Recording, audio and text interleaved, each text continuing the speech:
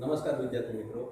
ધોરણ 11 ની અંદર આપણે ભૂગોળ વિષયમાં જે આપણો વિષયાંક છે પૃથ્વીનો ઉદ્ભવ અને તેની ઉત્ક્રાંતિ એના વિશે આપણે અભ્યાસ કરીએ છીએ. સૌપ્રથમ આપણે વાત કરીએ કે ભાઈ ઘણા દિવસ પછી આપણે જે આ વિડીયો ઓનલાઈન વિડીયો છે એની અંદર આજે મળવાનું થયું છે. તો જોઈએ કે ભાઈ પૃથ્વીનો ઉદ્ભવ અને જે કાંઈ ઉત્ક્રાંતિ છે એમાં આપણે શેના વિશે અભ્યાસ કર્યો છે. તો અત્યાર સુધી જોઈએ કે જે કાંઈ એના આધુનિક સિદ્ધાંતો હતા, જે કાંઈ એના પૌરાણિક સિદ્ધાંતો હતા, પૌરાણિક સિદ્ધાંતોની અંદર પણ આપણે જોયું કે પૃથ્વીનો ઉદ્ભવ કઈ રીતે થયેલો છે, એની સાથે કઈ કઈ પૌરાણિક કથાઓ જોડાયેલી છે જે આપણા ગ્રંથોની અંદર પણ આપણને મળી આવે છે. તો પૌરાણિક ગ્રંથોની અંદર આપણે એવું જોયું હતું કે બ્રહ્મા છે એક સોનાનું ઈંડું બનાવે છે, ઘણા સમય સુધી તપસ્યા કરે છે. ત્યારબાદ ક્રોએશિયાના દેશો છે એમ કહે છે ભાઈ સૂર્ય દ્વારા બનાવવામાં આવ્યો છે. આવા ઘણા બધા લોકો કે આપણી જે કાંઈ ધાર્મિક માન્યતાઓ હતી એના વિશે આપણે અભ્યાસ કર્યો હતો પૌરાણિકની અંદર. પછી આપણે જોયું તો ભાઈ એક તારક સિદ્ધાંત જોયો હતો, દ્વે તારક સિદ્ધાંત જોયો હતો, વાયુવી અને ધૂળી વાદળ વિશે છે એના વિશે પણ આપણે અભ્યાસ કર્યો હતો. ત્યાર પછીના આપણે ક્લાસની અંદર જોયું હતું કે પૃથ્વીના જે કાંઈ ઉદ્ભવ અને જે કાંઈ સિદ્ધાંતો છે એમાં જે કાંઈ આધુનિક સિદ્ધાંતો છે એની અંદર પણ આપણે વાત કરી કે છેલ્લે આપણે છે તે ભરતી ઉત્કલ્પના વિશે પણ અભ્યાસ કરી ચૂક્યા છીએ. આ બધા જ ટોપિકનો અભ્યાસ કર્યા બાદ આજે આપણે એક નવો ટોપિક શરૂ કરી રહ્યા છીએ જેનું નામ છે સૌર પરિવાર. સૌર પરિવાર એ આપણા માટે એક આજનો નવો ટોપિક છે જે તમારા માટે મિત્રો ખાસ અગત્યનો બની રહે એવો આજનો ટોપિક અને આજનો લેક્ચર. કારણ કે અહીંયા તમારી સમક્ષ છે તે એકાદ બે માર્ક્સની અંદર ક્યાંક ને ક્યાંક આ બધા જ પ્રશ્ન પૂછાઈ શકે એવા પ્રશ્ન છે તે અહીંયા બોર્ડની અંદર લખવામાં આવેલા છે. તો આજના તાસની અંદર મેં તમને ખાસ અગત્યનું બની રહેશે એકાદ બે માર્ક્સની અંદર જે કાંઈ પ્રશ્ન પૂછાય છે એના વિશે આપણે વાત કરવાના છીએ. સૌ પ્રથમ અહીંયા જોઈએ તો આપણો જે કાંઈ ટોપિક છે એનું નામ છે સૌર પરિવાર. જે કાંઈ સૂર્યમંડળ છે, જે કાંઈ સૌર પરિવાર છે એની અંદર કોનો કોનો સમાવેશ થાય છે એ અહીંયા તમને લખી અને કહેવામાં આવેલું છે. હવે સૌર પરિવાર છે એની અંદર હશે ગ્રહો હશે, ઉપગ્રહો હશે, લઘુ ગ્રહો હશે, ઉલ્કાઓ હશે અને ધૂમકેતુઓનું મંડળ. હવે મિત્રો વાત કરીએ કે ભાઈ સૌર પરિવાર કોને કહેવામાં આવે છે, તેમાં કોનો કોનો સમાવેશ થાય છે.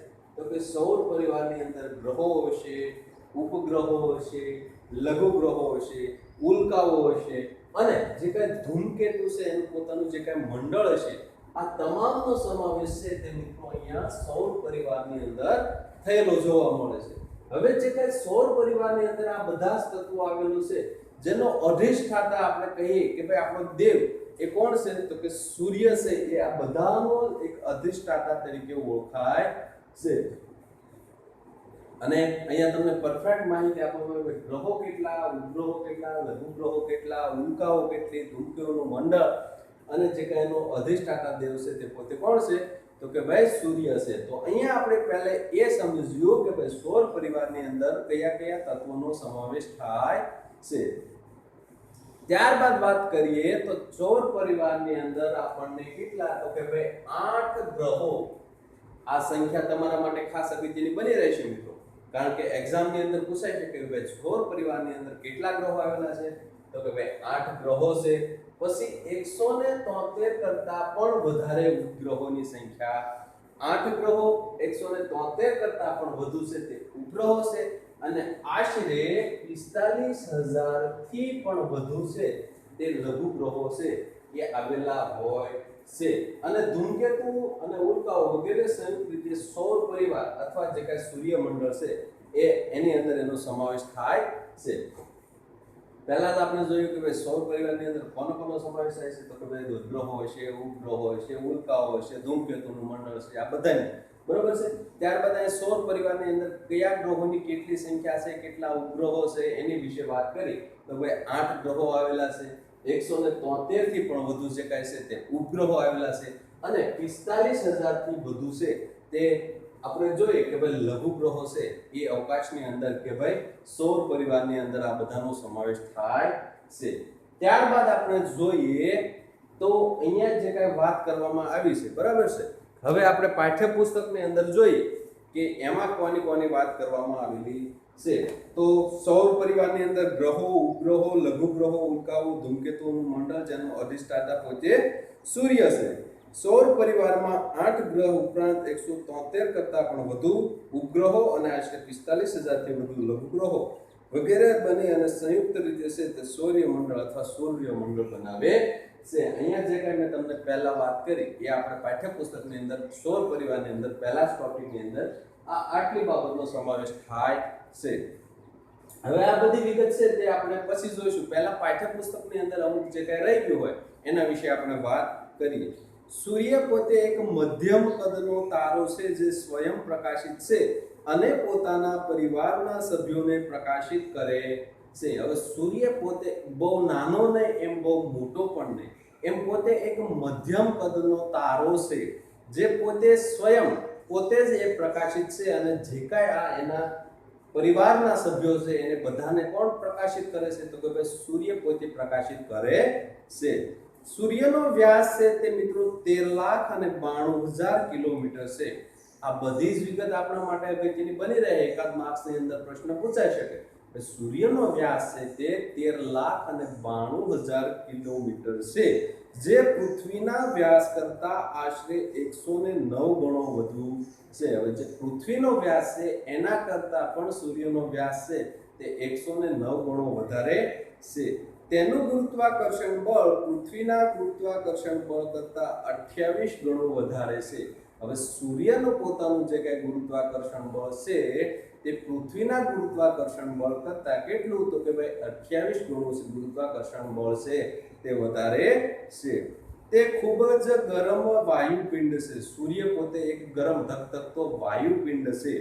તેની સપાટીનું તાપમાન છે તે મિત્રો આશરે કેટલું? 6000 અંશ સેલ્સિયસ એટલું આપણે બતાવી શકીએ છીએ કે ભાઈ એનું જે કાંઈ કેન્દ્રનું તાપમાન છે કે ભાઈ એની સપાટીનું તાપમાન છે એ કેટલું? 6000 છે તથા તેના કેન્દ્રનું તાપમાન કહેવામાં આવે તો 1.5 કરોડ ડિગ્રી સેલ્સિયસ છે. સૂર્યનું સપાટીનું તાપમાન આપણે પૂછવામાં આવે તો 6000 અંશ સેલ્સિયસ અને એના કેન્દ્રનું તાપમાન પૂછવામાં આવે તો 1.5 કરોડ ડિગ્રી સેલ્સિયસ આપણને જોવા મળે છે. પૃથ્વીના કેન્દ્ર ભાગમાં જે દબાણ અને ગરમી છે તેનાથી અનેક ગણું દબાણ અને ગરમી સૂર્યના કેન્દ્રની અંદર આપણને વધારે જોવા મળે છે, જેના થકી પ્રકાશ અને ગરમી રૂપી પ્રચંડ ઉર્જા પેદા થાય છે. એટલે જો ભાઈ સૂર્યને પોતાનું પણ ગરમી અને એવું વધારે છે, જેના કારણે એ છે તે ગરમી અને પ્રકાશ છે તે ઉર્જા પેદા કરે છે. હવે અહીંયા વાત કરવામાં આવી છે મિત્રો 12,000 અબજ ટન કોલસો બાળવાથી જેટલી ઉર્જા પેદા થાય તેટલી ઉર્જા છે તે સૂર્યમાંથી પ્રતિ સેકન્ડે પેદા થાય છે. 12,000 અબજ ટન જેટલો આપણે કોલસો બાળીએ અને જે કાંઈ એમાંથી આપણને ઉર્જા પેદા થાય છે એટલી ઉર્જા તો માત્ર પ્રતિ સેકન્ડ 1 સેકન્ડની અંદર છે તે સૂર્યમાંથી આપણને પ્રાપ્ત થાય છે. અને આ ઉર્જા વિકિરણ રૂપે અંતરિક્ષની અંદર ફેંકાઈ જાય છે અને જે કાંઈ ઉર્જા છે તે વિકિરણ રૂપે છે તે અંતરિક્ષની અંદર ફેંકાય છે. હવે આપણે જોઈએ કે સૂર્યની સપાટી પર દેખાતા કાળા ધાબાને સૂર્યકલંકો કહેવામાં આવે છે.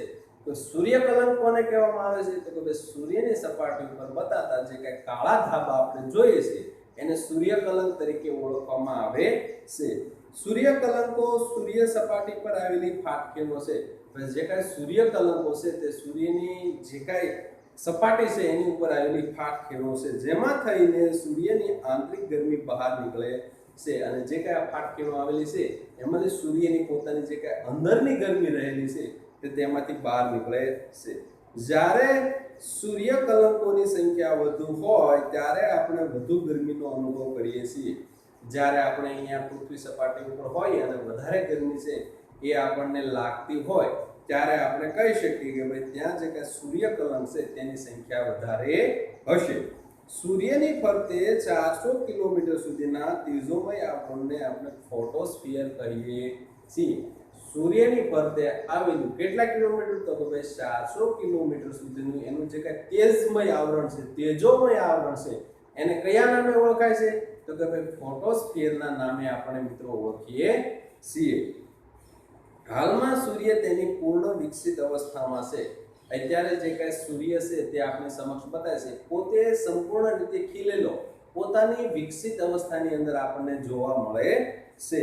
એવું અનુમાન છે કે સૂર્ય બીજા લગભગ 5 અબજ વર્ષો પછી જ નષ્ટ થશે. હજી પણ સૂર્ય છે તે બીજા 5 અબજ જેટલા વર્ષ સુધી જીવિત રહેશે અને ત્યારબાદ છે તે નષ્ટ થશે. એવું અહીંયા છે જે કઈ વિદ્વાનો દ્વારા માનવામાં આવે છે. સૂર્ય આપણો મુખ્ય ઉર્જા સ્ત્રોત છે. સૂર્ય આપણને જો કોઈ મિત્રો ઉર્જા ક્યાંયથી પ્રાપ્ત થતી હોય તો એમાં સૂર્યનો મહત્વનો ફાળો રહેલો છે. સૂર્ય પૃથ્વીને જરૂરી ઉર્જા પૂરી પાડે છે. જે કે આપણે પૃથ્વી ઉપર જે કઈ ઉર્જા જરૂર પડે છે એ કોણ પૂરું પાડે છે? તો કે ભાઈ સૂર્ય આપણને પૂરું પાડે છે. સજીવ સૃષ્ટિના ઉદ્ભવ અને ઉત્ક્રાંતિ માટે આ ખૂબ જ જરૂરી છે. અને જે કાંઈ સજીવ સૃષ્ટિ છે એના ઉદ્ભવ અને ઉત્ક્રાંતિ માટે છે તે ખૂબ મહત્વનું છે તે આપણે દર્શાવી શકીએ છીએ. ત્યારબાદ આપણે વાત કરીએ કે ભાઈ વિશિષ્ટ આકાર અને દેખાવવાળા તથા લંબવૃત્તીય કક્ષામાં સૂર્યની આસપાસ ફરતા આકાશી પદાર્થોને ધૂમકેતુઓ કહે છે. ખાસ અગત્યની વ્યાખ્યા મિત્રો બની રહે કે ભાઈ ધૂમકેતુ કોને કહેવામાં આવે છે. તો અહીંયા શું કહેવાય ભાઈ વિશિષ્ટ પ્રકારનો આકાર, એનો જે કાંઈ આકાર છે તે બધા જ જે કાંઈ ઓલા છે એના કરતા અલગ છે. એટલે શું કહેવામાં આવે ભાઈ વિશિષ્ટ આકાર અને દેખાવવાળા તથા લંબવૃત્તીય કક્ષામાં જે કાંઈ સૂર્યની આસપાસ ફરે છે એવા જે કાંઈ આકાશી પદાર્થો છે એને આપણે ધૂમકેતુ તરીકે ઓળખીએ છીએ. પૃથ્વી પરથી જોતા ધૂમકેતુ પ્રકાશિત ઉચ્ચ ભાગ ધરાવતો હોવાથી તેને પૂંછડિયા તારા તરીકે આપણે ઓળખીએ છીએ. હવે રાત્રિના સમયે સ્વચ્છ આકાશ હોય અને આપણે પૃથ્વી ઉપરથી જોઈતા હોય તો ત્યારે આપણને એ કંઈક ધૂમકેતુ પોતે એક પ્રકાશિત અને એની જે કંઈ છે પૂંછડી જેવો ભાગ ધરાવે છે. એટલે આપણે એને બીજા કયા નામે તો કે મિત્રો પૂંછડિયા તારા તરીકે પણ ઓળખતા હોઈએ છીએ. ધૂમકેતુનો તારો છે એને બીજા કયા નામે ઓળખાય છે તો કે પૂંછડિયા તારા તરીકે પણ ઓળખાય છે. હેલીનો ધૂમકેતુ સૌથી વધુ જાણીતો છે. એની અંદર પણ જે કાંઈ હેલીનો ધૂમકેતુ છે તે સૌથી વધારે જાણીતો ધૂમકેતુ છે. તે છેલ્લે ઈસવીસન 1986 ની અંદર દેખાણો હતો. ઈસવીસન છે તે 1986 ની અંદર બતાવવાનો હતો અને હવે પછી તે 2062 માં દેખાશે. 1986 થી લઈ અને 2062 માં ફરીવાર તે દેખાશે. પ્રાચીન કાળમાં ધૂમકેતુ દેખાય તો યુદ્ધ, રોગચાળો, પૂર જેવી વિનાશક દુર્ઘટનાઓ થશે તેવી માન્યતા હતી. ભાઈ પહેલાના સમયની અંદર લોકો એવું માનતા હતા કે ભાઈ ધૂમકેતુ જો બતાય તો શું થશે તો કે ભાઈ યુદ્ધ થવાની સંભાવના છે, ત્યારબાદ રોગચાળો ફાટી નીકળે એવી સંભાવના છે અને પૂર એવી બધી જે કંઈક દુર્ઘટનાઓ છે એ સમસ્યાઓ છે તે ઊભી થશે એવું લોકોની અંદર માન્યતા હતી. પરંતુ તેના દેખાવું એક સરસ ખગોળીય ઘટના છે. પરંતુ આ બધી ઘટના છે તે એક ખગોળીય ઘટના છે. આવી માન્યતાની અંદર આપણે પડવું જોઈએ નહીં. રાત્રે જોવા મળતા ખરતા તારા કે ઉલ્કાઓ પણ સૌર પરિવારના સભ્યો છે. ઘણીવાર આપણે રાતે જોતા હોય કે ભાઈ જે કંઈક તારાઓ ફરતા હોય, જે કંઈ ઉલ્કાઓ ફરતી હોય એ પણ એક સૌર પરિવારના જ સભ્યો તરીકે આપણે એને ઓળખતા હોઈએ છીએ. અંધારી રાત્રે સ્વચ્છ આકાશમાં જોતા, હવે અહીંયા જો મિત્રો ફરીવાર જે કંઈ આકાશ ગંગા છે એની વ્યાખ્યા આપણે સમક્ષ રજૂ કરવામાં આવી છે. તો એની અંદર જોઈએ કે ભાઈ અંધારી રાત્રે સ્વચ્છ આકાશની અંદર આપણે જોતા ઉત્તરથી દક્ષિણ સુધી ફેલાયેલો લાંબો દુધિયા રંગનો એક પટ્ટો અવકાશની અંદર દેખાય છે. એને આપણે આકાશ ગંગા તરીકે ઓળખીએ છીએ. ઉત્તરથી દક્ષિણ આ જે કાંઈ દિશાની અંદર એક કેવા કલરનો તો કે ભાઈ દુધિયા રંગનો એક પટ્ટો દેખાય છે. એને આપણે આકાશ ગંગા તરીકે ઓળખીએ છીએ. હવે આકાશ ગંગા છે ને ઇંગ્લિશની અંદર મિલ્કી વે પણ કહેવામાં આવે છે. અને આકાશ ગંગામાં ખૂબ જ મોટી સંખ્યામાં તારક સમૂહો આવેલા છે કે જે કાંઈ આકાશ ગંગા છે એની અંદર મોટી જે કાંઈ સંખ્યાની અંદર છે તે તારકો આવેલા જોવા મળે છે. તો હવે મિત્રો આજના દિવસે આપણે જે કાંઈ છે તે આટલા જે કાંઈ વાત કરી અહીંયા પૂર્ણ થાય છે. હવે આપણે જોઈએ એની અંદર પણ આ જે કાંઈ વિગત લખેલી છે તે તમારા માટે ખાસ અગત્યની બની રહેશે. અહીંયા જે કાંઈ એકાદ માર્ક્સની અંદર પ્રશ્ન પૂછાઈ શકે એવી વિગતો મેં લખી છે. ત્યારબાદ ફોટોસ્ફિયર કોને કહેવાય એની આપણે વિગત લખી છે. આકાશગંગા કોને કહેવાય એના વિશે લખેલું છે.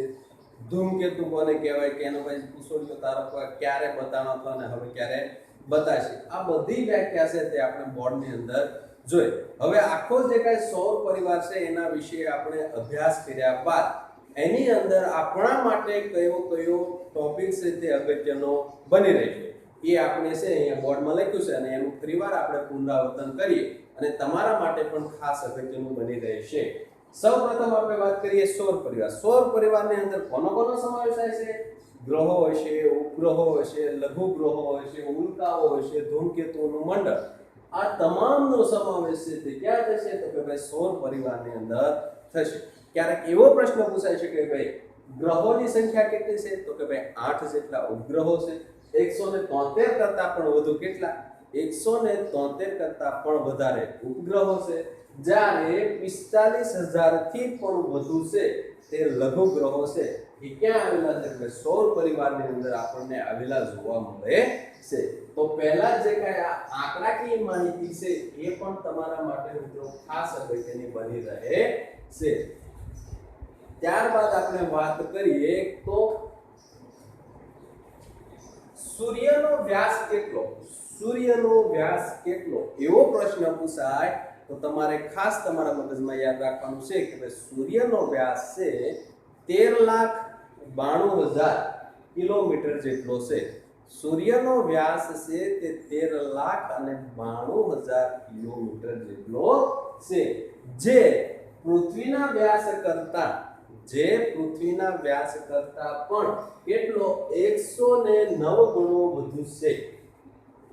સૂર્યનો જે કાંઈ વ્યાસ છે તે 13,92,000 છે, જે પૃથ્વીના વ્યાસ કરતા પણ 109 ગણો વધારે છે. જેના કારણે આપણે કહી શકીએ કે ભાઈ ગુરુત્વાકર્ષણ બળ છે એ પણ છે તે સૂર્યનું પોતાનું છે તે કેટલું? 28 ગણું વધારે છે. સૂર્યનો વ્યાસ કેટલો? 13,92,000. પૃથ્વી કરતા કેટલો વધારે? 109 ગણો. અને ગુરુત્વાકર્ષણ બળ છે તે પૃથ્વી કરતા કેટલું? તો કે ભાઈ 28 ગણું ગુરુત્વાકર્ષણ બળ છે તે પોતે સૂર્ય છે તે વધારે ધરાવે છે. અહીંયા જે કાંઈ વાત કરવામાં આવી હતી તે સૂર્ય વિશે તમને વાત કરી. હવે આપણે વાત કરીએ તો સૂર્યની સપાટીનું તાપમાન કહેવામાં આવે. પ્રશ્ન પૂછાય કે ભાઈ સૂર્યની સપાટીનું તાપમાન કેટલું છે? તો આપણે યાદ રાખશું કે ભાઈ સૂર્યની સપાટીનું તાપમાન છે તે 6000 અંશ સેલ્સિયસ તથા એની જે કાંઈ કેન્દ્રનું તાપમાન પૂછવામાં આવે તો 1.5 કરોડ ડિગ્રી અંશ સેલ્સિયસ. ખાસ યાદ રાખશું, સૂર્યની સપાટીનું તાપમાન પૂછવામાં આવે તો 6000 અંશ સેલ્સિયસ અને જો તેનું જે કાંઈ કેન્દ્ર છે કેન્દ્રનું તાપમાન પૂછવામાં આવે તો 1.5 કરોડ ડિગ્રી છે તે પોતે સૂર્યનું તાપમાન છે. યાદ એટલું રાખશું કે ભાઈ સપાટીનું તાપમાન પૂછવામાં આવે તો 6000 અંશ સેલ્સિયસ અને કેન્દ્રનું તાપમાન પૂછવામાં આવે તો 1.5 કરોડ ડિગ્રી અંશ સેલ્સિયસ. ત્યારબાદ આપણે વાત કરીએ કે ભાઈ સૂર્ય છે એ કેટલી પ્રચંડ ઉર્જા ધરાવે છે. તો અહીંયા વાત કરવામાં આવી કે 12,000 કેટલું? 12,000 અબજ ટન 12,000 અબજ ટન કોલસો બાળવાથી જે કાંઈ ઉર્જા આપણને પ્રાપ્ત થાય છે એટલી તો માત્ર એક સેકન્ડની અંદર છે તે આપણને ઉર્જા ક્યાંથી? તો કે ભાઈ સૂર્યમાંથી આપણને પ્રાપ્ત થાય છે. ફરી વાર જોઈએ કે ભાઈ 12,000 અબજ ટન કોલસો બાળવાથી જેટલી ઉર્જા આપણને પ્રાપ્ત થાય છે તેટલી માત્ર એક સેકન્ડની અંદર જ આપણને સૂર્ય છે તે એટલી ઉર્જા પ્રાપ્ત કરે છે કે ભાઈ આપણને ઉર્જા એટલી પ્રાપ્ત થાય છે. હવે અહીંયા તમારા માટે આ ટોપિક છે એક ખાસ અગત્યનો રહેશે. ભાઈ સૂર્યની સપાટી પર દેખાતા જે કાંઈ કાળા ધાબા છે એને સૂર્ય કલંક કહેવામાં આવે છે. ફરીવાર આપણે વાત કરીએ તો સૂર્ય કલંક કોને કહેવામાં આવે છે? તો અહીંયા તમારી સમક્ષ વ્યાખ્યા આપવામાં આવી છે કે ભાઈ સૂર્યની જે કાંઈ સપાટી છે એની ઉપર જે કાંઈ કાળા ધાબા બતાય છે એને આપણે કેના નામે શેના નામે ઓળખશું? તો કે ભાઈ સૂર્ય કલંક તરીકે ઓળખીએ છીએ. સૂર્યની સપાટી પર દેખાતા જે કાંઈ કાળા ધાબા છે એને સૂર્ય કલંક તરીકે આપણે ઓળખીએ છીએ. ત્યારબાદ બીજી વ્યાખ્યા આપણને પૂછાય કે ભાઈ સૂર્યની ફરતે 400 કિલોમીટર સુધીના જે કાંઈ તેજોમય આવરણ છે એને આપણે શું કહીશું? તો કે ભાઈ ફોટોસ્ફિયર તરીકે ઓળખીએ છીએ. તો આપણી સમક્ષ પ્રશ્ન પૂછાય છે કે ભાઈ ફોટોસ્ફિયર કોને કહેવામાં આવે છે? તો કે ભાઈ પૃથ્વીની જે કાંઈ આજુબાજુ કે સૂર્યની જે કાંઈ ફરતે ખાસ કિલોમીટર યાદ રાખજો. કેટલા કિલોમીટર? 400 કિલોમીટર સુધીના જે કાંઈ તેજોમય જે કાંઈ પોતાનું તેજીથી જે કાંઈ આવરણ છે એને શું કહેવામાં આવે છે? ફોટોસ્ફિયર તરીકે આપણે ઓળખતા હોઈએ છીએ. હવે વિશિષ્ટ આકાર અને દેખાવ વાળા, અહીંયા વિશિષ્ટ આકાર શા માટે એ પણ વાત કરી કે એ પોતે છે એની એક આ ધૂમકેતુ છે એની વિશિષ્ટતા એ છે કે એ આપણને અહીંથી પૃથ્વી પરથી જોઈએ તો એને પૂંછડી હોય એવું બતાય છે. એટલે એને બીજું ધૂમકેતુ છે એને કયા નામે? તો કે ભાઈ પૂંછડિયા તારક તરીકે પણ ઓળખીએ છીએ. તો અહીંયા વ્યાખ્યાની અંદર જ આપણે સ્પષ્ટ કરી દીધું કે ભાઈ વિશિષ્ટ આકાર અને દેખાવ. જે કાંઈ ધૂમકેતુ છે એને પોતાનો વિશિષ્ટ આકાર અને દેખાવ છે તથા એની લંબવૃત્તીય કક્ષા જે કાંઈ લંબવૃત્ત કક્ષા છે એની અંદર સૂર્યની આસપાસ તે પોતે ફરે છે અને જે કાંઈ પદાર્થો આ ફરે છે એને આપણે ધૂમકેતુ તરીકે ઓળખીએ છીએ. તો અહીંયા વાત કરીએ તો વિશિષ્ટ આકાર અને દેખાવ વાળા તથા લંબવૃત્તીય કક્ષાની અંદર સૂર્યની ફરતે જે કાંઈ તત્વો ફરે છે એને આપણે શું કહીશું મિત્રો? તો કે ભાઈ ધૂમકેતુ તરીકે એને આપણે ઓળખીએ છીએ. ધૂમકેતુની વાત કરી તો ધૂમકેતુની અંદર પણ ખાસ પ્રસિદ્ધ ધૂમકેતુ કયો છે? તો કે ભાઈ હેલીનો ધૂમકેતુ. ખાસ યાદ રાખજો આપણે મિત્રો. હેલી જે કાંઈ ધૂમકેતુ હેલીનો ધૂમકેતુ છે તે સૌથી વધારે જાણીતો ધૂમકેતુ છે. પહેલા આપણે એની વ્યાખ્યા જોઈ. વિશિષ્ટ આકાર અને દેખાવ વાળા જે કાંઈ લંબવૃત્તીય કક્ષાની અંદર સૂર્યની આસપાસ ફરે છે એને આપણે ધૂમકેતુ કહીશું. ધૂમકેતુની અંદર પણ જે કાંઈ હેલીનો ધૂમકેતુ છે તે સૌથી વધારે પ્રસિદ્ધ અથવા સૌથી વધારે જાણીતો ધૂમકેતુ છે. એનું નામ આપો તો કે ભાઈ હેલીનો ધૂમકેતુ. તે છેલ્લે ક્યારે? તો કે ઈસવીસન પૂર્વે, ઈસવીસનની સાલ છે ઈસવીસન 1986 ની અંદર દેખાણો થયો. આજથી અગાઉના વર્ષની અંદર જોઈએ તો 1947 ની અંદર દેશ થયો. એમ 1986 ની અંદર જે કાંઈ છે તે હેલીનો ધૂમકેતુ બતાણો હતો. ત્યારબાદ એ ક્યારેય બતાણો નથી. તો હવે પછી આપણા મનની અંદર પ્રશ્ન ઊભો થાય કે ભાઈ 1986 ની અંદર આ ધૂમકેતુ હેલીનો ધૂમકેતુ બતાણો તો હવે પછી ક્યારે બતાશે? તો 1986 થી લઈ અને હવે પછી છે તે ઈસવીસન 2062 ની અંદર બતાશે. અત્યારે 2020 હાલે છે. હવે આજથી કેટલા? તો કે ભાઈ 42 વર્ષ પછી છે તે આ જે કાંઈ છે એ હેલીનો ધૂમકેતુ છે એ આપણને જોવા મળશે. ત્યારબાદ આપણે ફરીવાર વાત કરીએ કે ભાઈ ખાસ અગત્યનું આપણે માટે બની રહે કે આકાશ ગંગા કોને કહેવામાં આવે છે? તો અંધારી રાત્રે આપણે સ્વચ્છ આકાશમાં જોતા આપણને ખાસ યાદ રાખવું. અહીંયા શું યાદ રાખવું છે? ઉત્તરથી દક્ષિણ જે કાંઈ દિશા છે એની વાત કરવામાં આવી છે. ઉત્તરથી દક્ષિણ સુધી ફેલાયેલો લાંબો એક દુધિયા કલરનો કે ભાઈ દુધિયા રંગનો પટ્ટો છે એને આપણે શું કહીશું? આકાશગંગા તરીકે ઓળખીએ છીએ. તો આ વ્યાખ્યા પણ આપણે ખાસ અગત્યની રહે કે અંધારી જે કાંઈ રાત્રે છે તે સ્વચ્છ આકાશની અંદર જોતા આપણને ઉત્તરથી દક્ષિણ સુધી, ઉત્તરથી લઈ અને દક્ષિણ સુધી ફેલાયેલો લાંબો દુધિયા રંગનો જે પટ્ટો જોવા મળે છે એને આપણે આકાશગંગા તરીકે ઓળખીએ છીએ. તો મિત્રો આજના દિવસે આટલું છે એ તમારા માટે ખાસ અગત્યનું હતું જેના વિશે આપણે અભ્યાસ કર્યો. આપણને ક્યાંક વ્યાખ્યા પૂછાય છે કે આકાશગંગા કોને કહેવામાં આવે છે? હેલીનો ધૂમકેતુ ક્યારેક દેખાણો હતો ને હવે ક્યારે દેખાય છે? ધૂમકેતુ કોને કહેવામાં આવે છે, પછી ફોટોસ્ફિયર કોને કહેવામાં આવે, તો ભાઈ 400 કિલોમીટર સુધીનો આપણો સૂર્ય કલંક કોને કહેવામાં આવે છે, આ બધી જ માહિતી છે તે તમારા માટે મિત્રો ખાસ અગત્યની બની રહેશે. ત્યારબાદ છે હવે પછીનો આપણે નેક્સ્ટ ક્લાસની અંદર અભ્યાસ કરીશું. આભાર મિત્રો.